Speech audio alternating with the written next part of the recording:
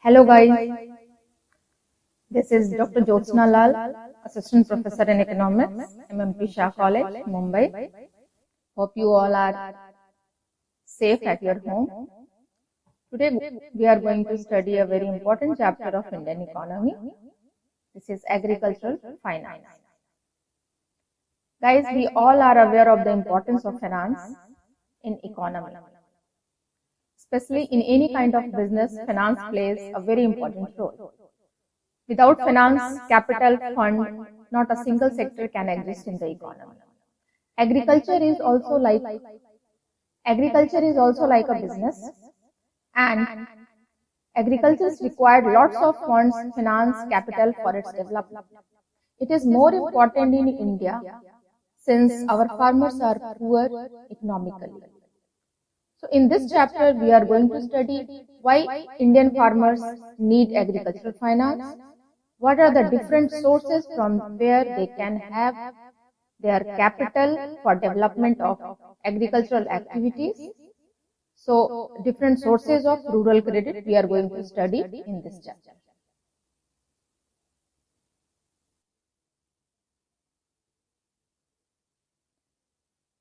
Let us proceed further.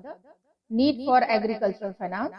There are three different kinds of requirement of agricultural finance based on time period: short-term loan, medium-term loan, and long-term loan.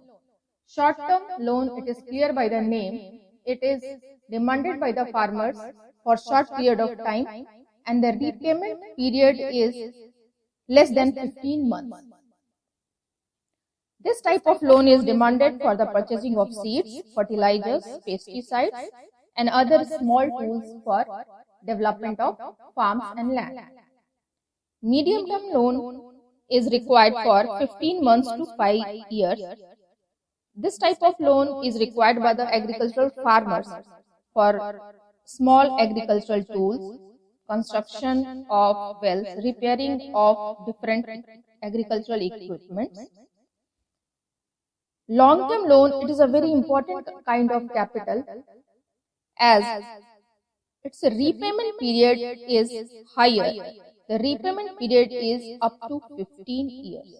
This type of loan is required by the farmers for the investment in land, purchasing of heavy machinery like tractors and other tools, tools for irrigation, purchasing for cattle, development of dairy farming, repayment of old loans, etc. Sometimes they require such type of loans for their personal purposes also.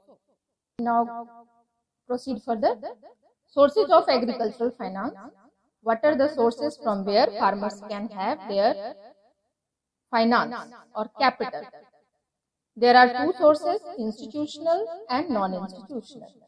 Okay, it is clear by the name.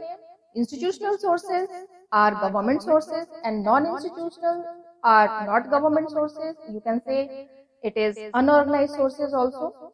Under non-institutional sources, there are different sectors that provide loans and financial help to the farmers. These are money lenders, traders, landlords, relatives, friends. From all these different sources, farmers can complete their financial requirement.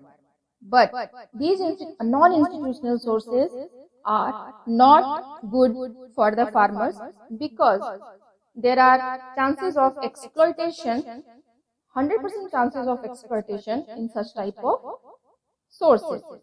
Because these sources are unauthorized, interest rates are not based on any principle, interest rates are fixed in arbitrate manner. So different rates are charged from different farmers. These sources are responsible for exploitation of farmers. Institutional sources are safe sources of finance. There are four subcategories of institutional sources from which farmers can fulfill their financial requirement. First is cooperative credit societies. Second, commercial banks. Third, regional rural banks or RRBs. Fourth, NABARD. Now students, here we see the share of institutional and non-institutional sources in total rural credit. Then only we can understand what is the importance of different sources in the total rural credit. If we look at the two pie charts, the two pie charts are associated with two time periods. In 1951, we can see here the yellow part is larger, that indicates non-institutional sources. Here we can see clearly non-institutional sources were sharing 93%, almost 92.8% in the total rural credit, while the contribution of institutional sources was just 7.2%. It means institutional sources were not spreaded much at that time. But the scenario is changed slowly and slowly now. In 2013, the contribution of definitely institutional sources has increased to 63%, and the contribution of non-institutional sources has reduced to 36% as per the National Sample Survey report. Now students, here one by one we'll see the details of different sources of finance. First is cooperative credit societies. Cooperative credit societies are playing a very important role in rural credit because these are considered the cheapest source of loan. Credit societies are providing all types of short-term, long-term and medium-term loans to the farmers. There are three categories of cooperative credit societies that work at three different levels. First is primary agricultural credit societies. It is clear by the name primary agriculture. Primary agricultural credit societies work at village level, and the number of such type of credit societies at present is 94,647. Second type of cooperative credit society work at the district level. So in every district there is one cooperative credit society at present. It is known as Central Cooperative Bank. Third one is State Cooperative Bank that work at the state level. At present its number is 31. Now we look at the achievements and problems of these different sources of agricultural finance. Achievement and problems of cooperative credit societies. No doubt, cooperative credit societies are playing important role in providing the loans, and their share has been increased from 3% in 1951 to 27% in 2002. But the sad thing is that it has declined due to some problem in 2010-11 to 16%. In all the states, these cooperative credit societies are not equally working well. It has made good progress in Tamil Nadu, Andhra Pradesh, Karnataka, Punjab and Himachal Pradesh. There are some problems faced by cooperative credit societies, such as high level of overdues, poor recovery. Our farmers are unable to repay the loan, whatever they have taken, in time or in full amount. Because of that, these credit societies are suffering from huge loss, and it reduces the capacity to give loans further to the farmers. It is also suffering from poor management. And another important drawback of cooperative credit societies that these societies have benefited much to the rich farmers and landlords, not the poor farmers. Second one, commercial banks. Initially, commercial banks were limited, So they were not playing significant role in providing the rural credit. They were providing only 0.9% in 1951-52. But after the nationalization of banks, they progressed a lot and they are contributing remarkably. In 2010-11, they are contributing to 75% in the total rural credit, and this is the remarkable achievement. Total number of branches has increased to 90,830, out of which 33,795 are situated in rural areas. Commercial banks provide direct as well as indirect finance in the agricultural sector. Direct finance are provided by commercial banks for the purchasing of pump sets, tractors, other agricultural machinery, construction of wells, tube wells, and for other agricultural activities to farmers directly. Indirect finance is not given directly to the farmers, but it is given to the different agencies that work for the farmers and agriculture.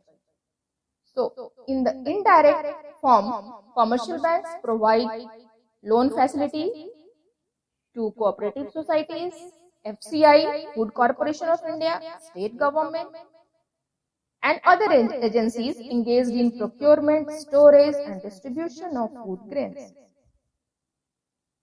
It also provides credit through service units for warehousing, processing, marketing, transporting, etc. Achievements of commercial banks. Number of branches increased from 1,860 to 90,830. This is significant achievement in the banking field. Share of commercial banks in rural credit has increased from 0.9% to 75%. This is also a very significant achievement of commercial banks. Commercial banks have helped rural populations to free themselves from the clutches of money lenders. They have helped farmers to use the modern methods of cultivation and improve their financial position. Commercial banks are also not free from problems.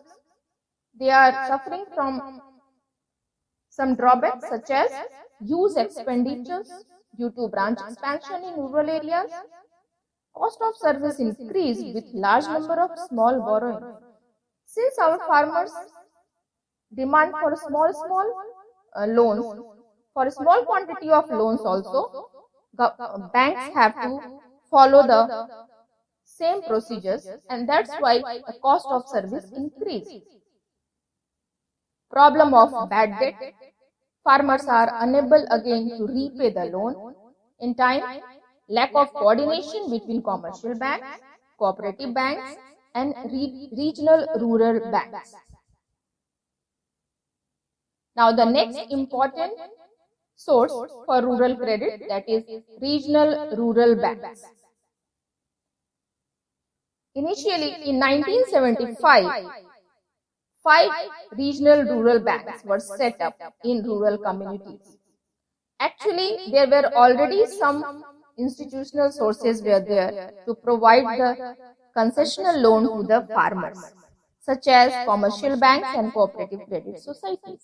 But still there was a need to set up some banks that will provide more needy people the finance. So this type of banks were set up for poorest section of the society. They give direct loans only to small and marginal farmers, agricultural laborers, rural artisans, and small entrepreneurs to develop industry, trade, and other productivity in rural areas. They are sponsored by commercial bank, which contributes to 35% of their share capital. Area of operation is limited to a specific region and few districts only. Its lending rates are very low as these banks are meant for poorest people. Regional rural banks are refinanced by NABARD and they provide them the backup facility. Achievement of regional rural banks. Since it was set up for very poor people, to some extent they have fulfilled their target. They have provided loans to the poorest section of the society at the lowest cost. Number of RRBs has increased from 5 to 196 at present. In 2010-11, RRBs provided about 10% of the institutional credit to agricultural sector. Regional rural banks are also suffering from some problems. RRBs are controlled by many agencies such as central government, state government, and commercial banks.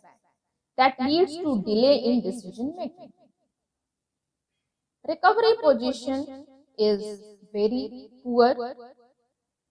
That's why RRBs are suffering from substantial loss, lack of proper management, and defective lending policy. NABARD. NABARD is a very important source of agricultural finance. Full form of NABARD is National Bank for Agriculture and Rural Development. It was set up in July 1982. It is a refinancing agency. It means it does not provide loans farmers directly. During 2010-11, it sanctioned the loan of rupees 35,273 crores. Now, what are the functions of NABARD? As an apex institution, it has to take care of financial requirements of agriculture and rural development. NABARD is considered as the apex bank for rural credit. Earlier, this function was conducted by RBI.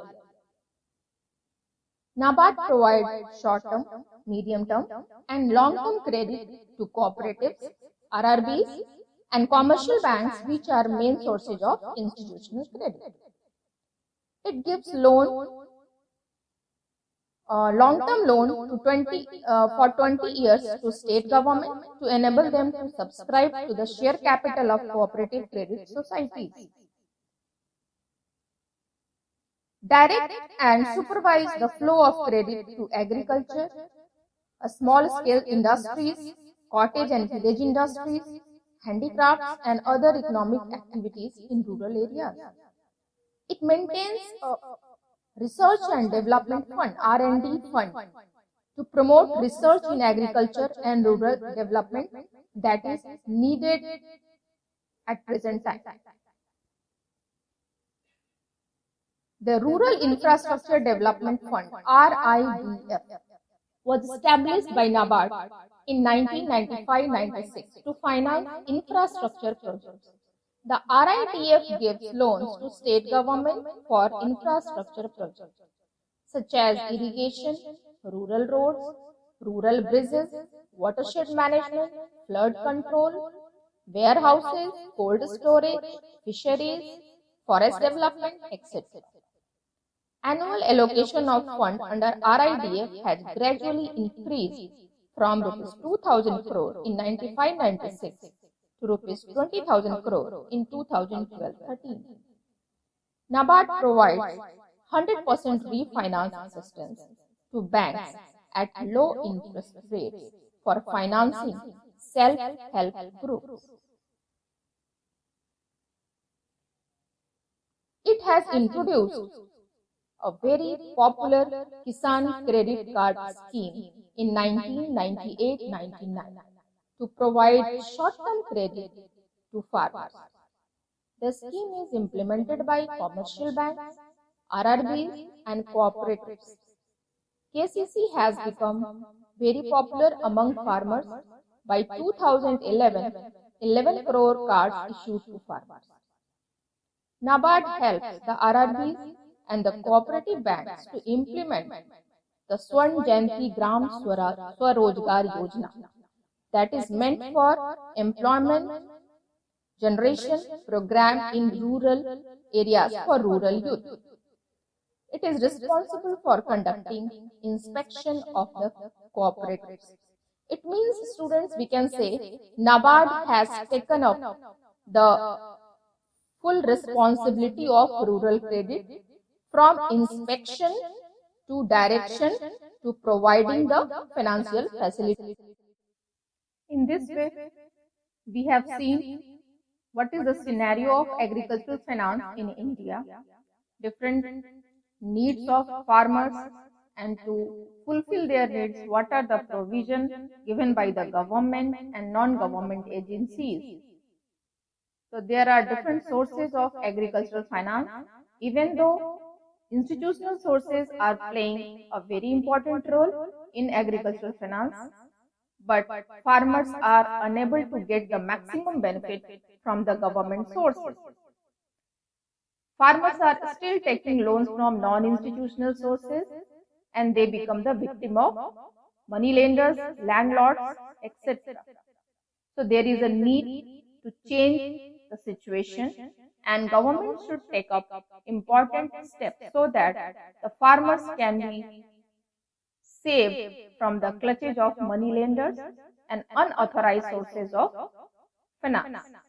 Thank you.